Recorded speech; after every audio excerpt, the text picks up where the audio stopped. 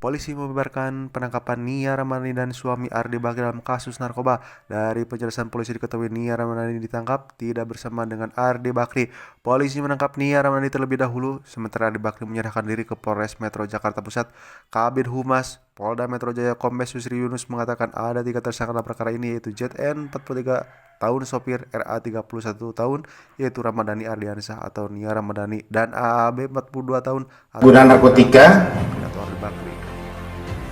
TKP-nya yaitu hari Rabu kemarin, tanggal 7, sekitar pukul 15.00 di daerah Pondok Pinang, Kebayoran Lama, Jakarta Selatan. 3 orang ditetapkan sebagai tersangka. Yang pertama,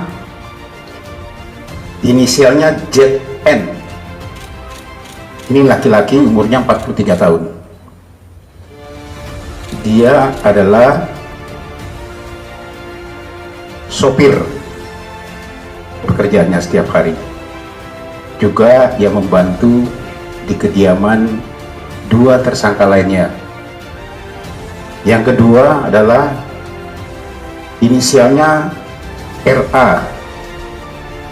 Ini perempuan, umurnya 31 tahun, ibu rumah tangga. Yang ketiga inisialnya AAB, umur 42 tahun, laki-laki, karyawan swasta. RA dan AAB ini adalah suami istri. RA adalah seorang public figure. Ya, saya perjelas lagi bahwa saudari RA ini adalah seorang public figure. Barang bukti yang kita amankan, 1 klip jenis sabu-sabu, dugaan adalah sabu-sabu, brutonya seberat 0,78 gram. Kemudian 1 buah bom atau alat hisap sabu-sabu seperti di depan ini.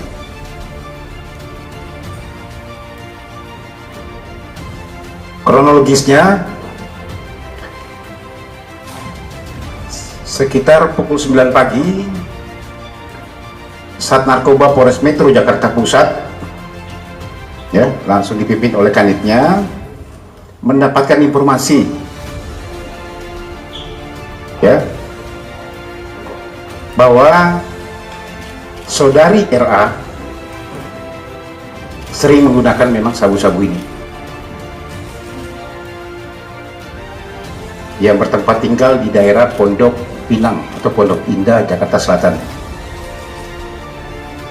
Kemudian dilakukan pendalaman surveillance oleh teman-teman dari Sat Narkoba, berhasil mengamankan seorang, inisialnya adalah ZN,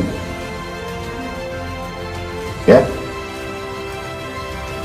ZN atau ZW, ZN ya, ya, ZN yang merupakan adalah sopir atau pembantu daripada keluarga RA dan AAB.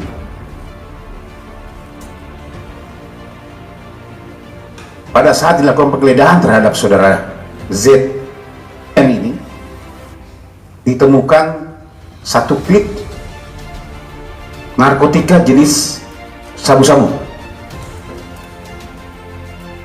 Kemudian dilakukan interogasi, ternyata yang bersangkutan mengakui bahwa barang tersebut adalah barang milik saudara RA. Itu pengakuannya, ya. Itulah kemudian penyidik melakukan penggeledahan di kediaman saudara RA dan menemukan saudara RA di dalam rumah.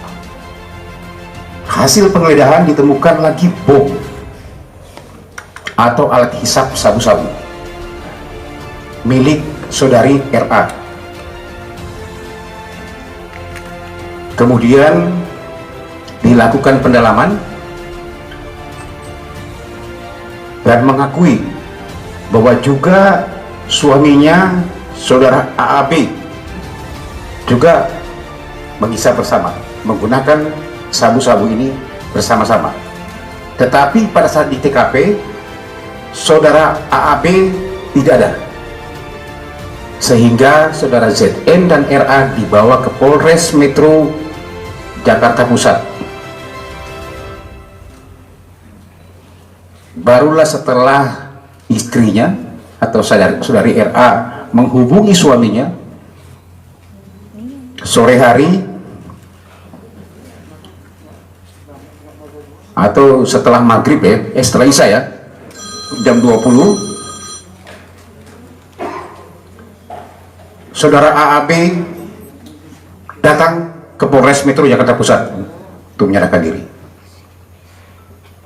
Dilakukan tes terhadap ketiga orang tersebut. Tes urin menyatakan positif mengandung metavitamin atau sabu-sabu. Ya, semalam sudah kita lakukan semuanya, tetapi masuk di sini dengan protokol kesehatan yang kita lakukan swab antigen, semuanya negatif. Kita tes urin, ketiga-tiganya positif. Untuk lebih memastikan lagi, yang bersangkutan semuanya kita cek lab, darah dan juga rambut, ya, untuk kelengkapan berkas kami. Tiga-tiganya sudah ditetapkan sebagai tersangka. Kami masih mendalami berapa lama yang bersangkutan memakai. Kalau pengakuan awalnya sekitar 4-5 bulan ya, pengakuan awalnya. Tapi ini masih kami terus dalami.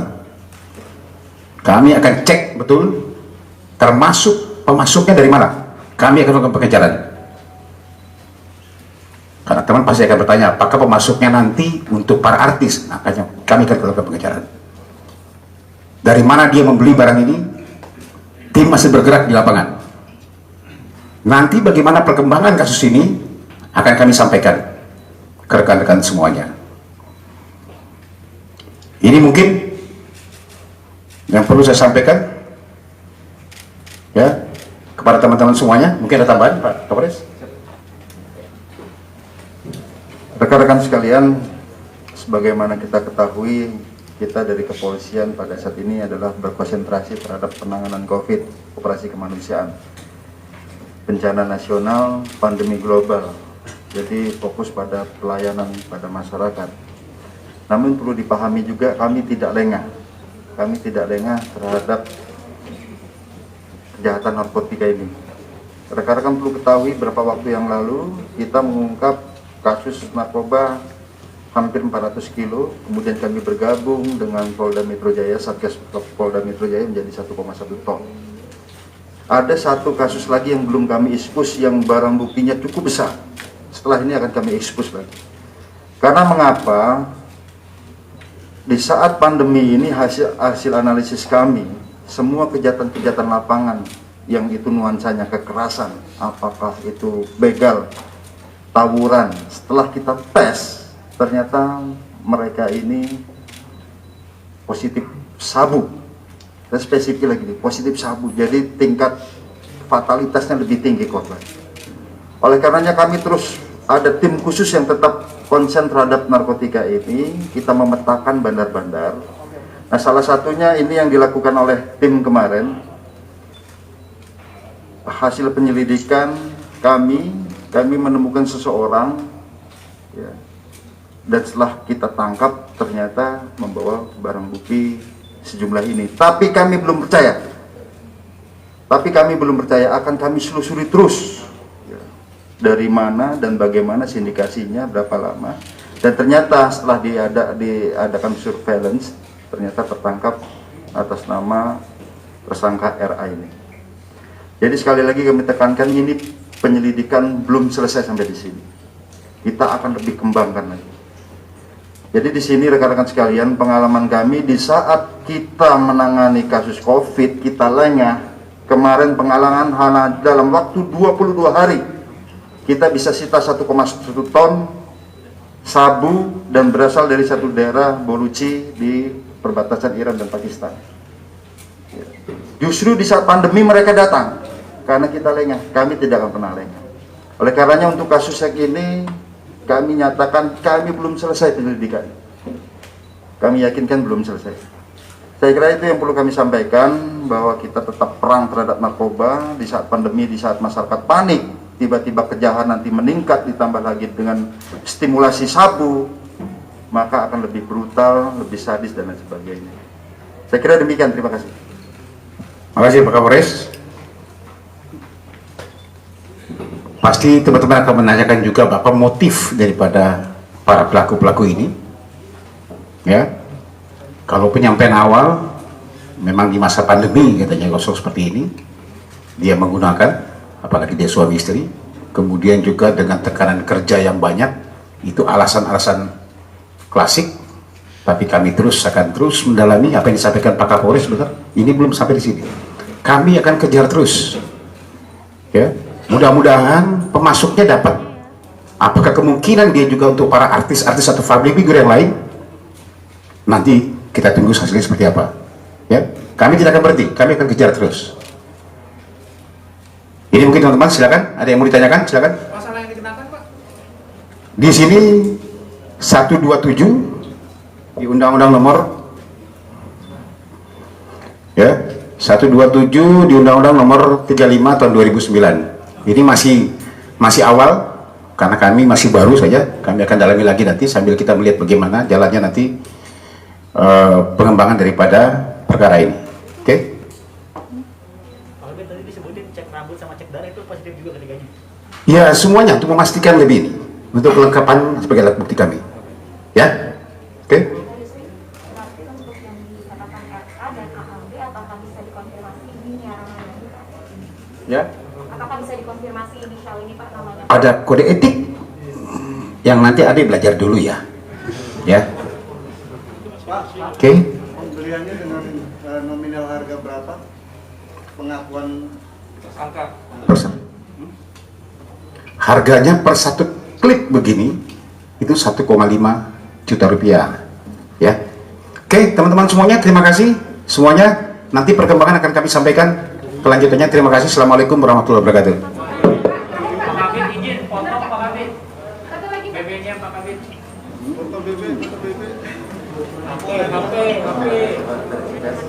Ini foto dulu, Pak. Apa yang mau lipat ke apa? Lagu mana? Tadi udah saya bilang, tes rambut. Nah, kemarin, Pak. Ada depan. Rambut di mana, Pak?